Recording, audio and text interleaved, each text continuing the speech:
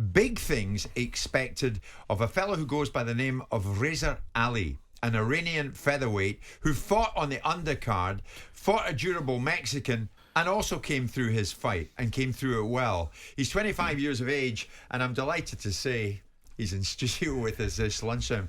Good afternoon to you. Good afternoon. Thank you for having me today. It's amazing to be here with you. Thank you. It's great for us to have you here. Your true name is Alireza Ghadiri. That's right. But you want me to call you Riza Ali, and that's exactly what we'll do. We're going to get to how you become a fighter here in England, and Spencer tells me a darn good one at that, very shortly. But your story is incredible. Let's get into it, Ali. You had a very difficult upbringing, it's fair to say. Tell me about that. Well, life is just not fair sometimes for people, around the world, and a lot of kids having difficulty. I was one of them, coming from ghetto in Tehran, and very unhealthy environment I was raised in, and a lot of other difficulties, being survival of a car crash, and I lost all my family, and being the only survivor and watching your family burning to death. But those things just made me the man I am today, and I'm grateful for them. Made me the man I am today. You had clearly a father who had big problems of his own. Absolutely. My father was a heroin addict, and he died because abuse of drug when I was 9. That was the last time I saw my father. Bear in mind that when I was 6, he came, kidnapped me, and took me away from my mother straight after the car crash. And he put me in an abandoned house for a year, like once a week, come check on me. So I fed myself since age of 6, and life brought me here today. He kidnapped you from your mother? From my mother, yes, because when I was in the car crash, he came up to my mom and said, "You can't look after him." And my mom was like, "You can't even look after him, That was only like an incident. But everybody died. I was in hospital for a couple of months because I was burned really badly. And I was in the steam room, and with a jet wash, they were like scratching my face, rubbing my face. Painful, really painful. Ali, I hope you don't mind me asking you this, but is it true your father once tried to sell you to get money for drugs? That's right. What happened there? I don't know. It's something is very difficult to explain for me, but I believe there is in my destiny to go far, and it's been proven to me many times by life. And that was another thing that life saved me.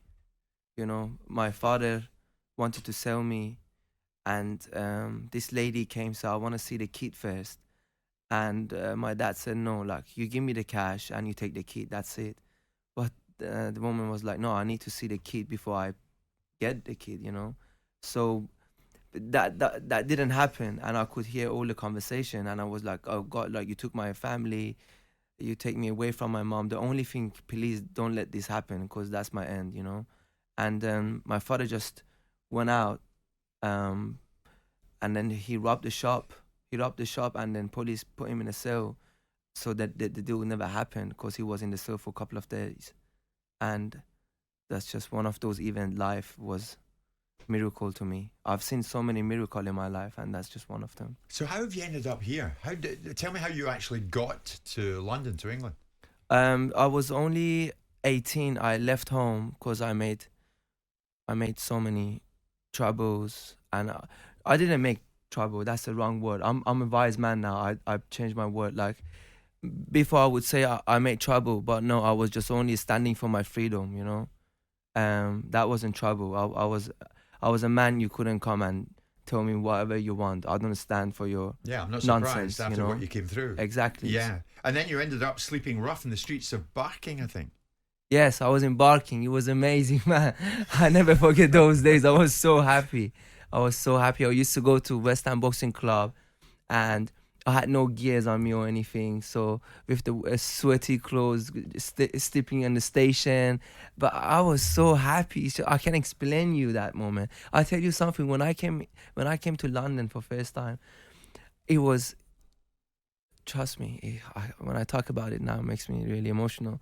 I came in Liverpool Street, and I look at my first time in London. I look at the buildings. I said to myself, I was only 18, 19. I said, oh, wow, I made it. I'm here now, you know? And I looked around these tall buildings. I said, one day I'm going to be there. Yeah. One day I'm going to be on the top. Yeah. And I recorded myself, like when I was here. I recorded myself. I'm on the bike. I record myself as evidence. One day I'm going to be somebody, you know? Well, you are somebody. Sadly for you, you've ended up with Spencer Oliver. Now, this is where you come in, because you're to a degree are looking after this boy. Absolutely. So I first come across Razor in our gym in North Finchley, and he was training with his trainer, Kieran Duffy. And I straight away thought, wow, yeah, this kid can fight. He looks really good. And I was sort of had an interest. I sort of invested in him a little bit, had a little interest. Then obviously when I got to know the story, and, you know, his mum at 18 saying to him, Razor, go and better your life. Go and try and make it better for me. Get out of this place that we're in. And Razor told me the full story that he's just explained there. And it is emotional, so inspirational. It's incredible. And I thought, when I saw how he boxed and stuff, and I knew that, like, to be a boxer, to make it to the very top, you need that ingredient in you that you can't just put in someone. They've got to be born with it, you know. And he's come from that, you know, his culture, and that will just make him so tough that he'll mentally be prepared to go to a place that many people wouldn't go. And I think that's what you need. And he's got to that, be a top boxer. So you need that. And what were you? From the 6-0 before you fought at Wembley at the weekend. 6-0, yeah. You're 6-0. You went into the weekend. You did a job in this Mexican. Yes. So and that was a big moment for you, because that was like you were in the shop window last weekend. And you grabbed the headlines. That's right. Like, you know, I absolutely turned the silence to the madness, because I was the first one in the show. And that was a blessing. Anything happened in my life for a good reason. I might just not understand it that moment. But I said, oh, I was number 4 in the card, but like now I'm number 1. I'm like, that's good, because they can see hundreds of Iranian and my people, my boys from West London, everyone, they're going to show up here and make so much noise. So they see I'm first one at the show and having this much support. And did they all show up for you, the Iranians? Yes. It was insane. Like, it was Revolution Day on there, and he had Iranian news channel come over to film him and stuff, and he got massive numbers. I can't tell you the amount of numbers it was, but how this come about was I said to Ben Shalom, I knew Razor, I was sort of invested in him. The story was incredible. And I said, look, the kid needs a break. I said, look, Ben, he can fight. I said, he's got a great, he sells a lot of tickets, but, he's got an amazing story. And it's important that we, try and push him for this. And, we can hit a new market, etc. Yeah. Ben, to his credit, said, look, Spence, let's give him a shot. We'll put him on the show and then see where it goes from there. And straight after that, they were very impressed. From here? What's your goal? My goal, I just want to be the best of myself, the best version, because I believe there is always a goal, can be that each journey is important. I want to enjoy my journey. I want to be number 1 at my division, I want to go there, stay active as much as I can be. I got the best team. I feel like I'm Tyson Fury, honestly. I feel like I'm those top people.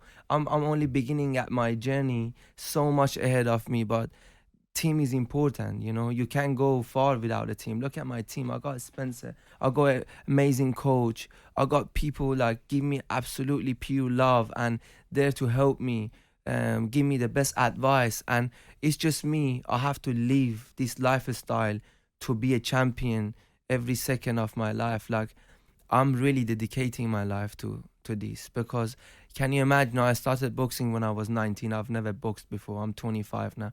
I had so much to learn to be here. And you were fighting at Wembley Arena. Ali, has boxing saved your life? Absolutely.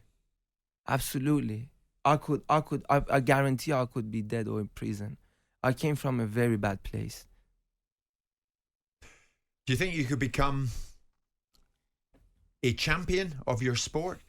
100%. Could you go on, Spencer? I mean, coming in this with me, Ali thinks That's why I he jumped. could go to the That's very why I top. jumped on the journey, and that is the truth. Like, so, I look at fighters, and you can tell within 5 minutes if they've got the natural ability to do it or not. But it's because of Ali's backstory as well. I know that he's got the mental strength to do it, and that is important. I believe he can go. He can go all the way, and I believe that he's still very much learning. You know, Kieran Duffy's done. His trainer's done a great job of him, but as he said, he's been boxing like 6 years. Imagine like in another 6 years' time when he's developed and we put him on the, we put him on the right track and we sort of guide him, take the right fights at the right time. I believe this kid's going to go on and become a champion, definitely. So many people getting in touch, Ali. There's Tommy. Utterly heart-wrenching story. What a motivational story Ali has just told to Jim and Simon and Spencer on talkSPORT. There's another one, Hamad. Riza Ali's story on talkSPORT with Jim and Simon, so inspiring. It shows how sport can save life. It does, absolutely. It saved mine. If I can make people to see this, I came from absolutely zero chance to be here. If you would calculate the chances for me to be here today, it was zero. All I want to do in my life, and I say this from my heart, because I came from very tough time, and I believe a lot of people in their life, they have some tough time.